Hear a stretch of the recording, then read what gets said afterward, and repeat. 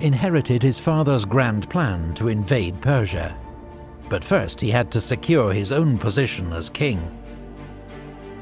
At home he had potential rivals executed, then crushed rebellions in Illyria, Thessaly and central Greece. He made a special example of Thebes, completely destroying the ancient city and selling its people into slavery.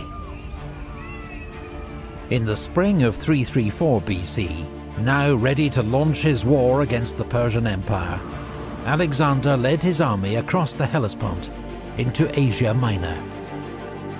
It was the start of one of the greatest military campaigns in history.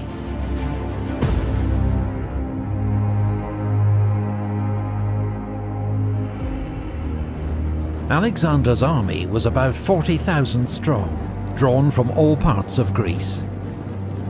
The infantry were commanded by the veteran Macedonian general Parmenion. In the front rank, 9,000 Macedonian phalangites, armed with the 18-foot sarissa.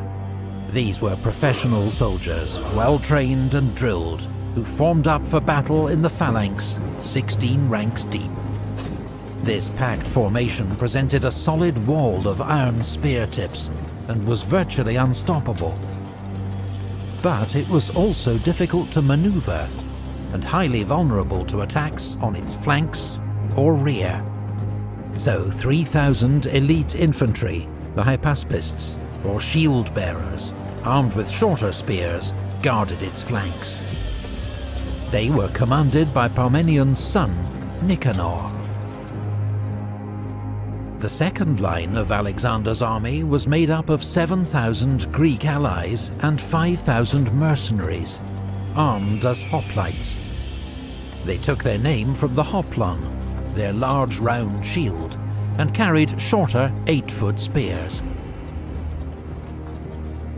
A hoplite phalanx was not as effective as the Macedonian phalangites, but still well armed and heavily armoured for the time.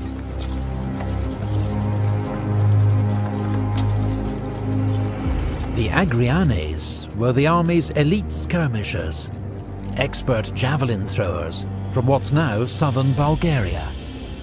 Other skirmishers from Thrace and Illyria were armed with javelins, slings and bows.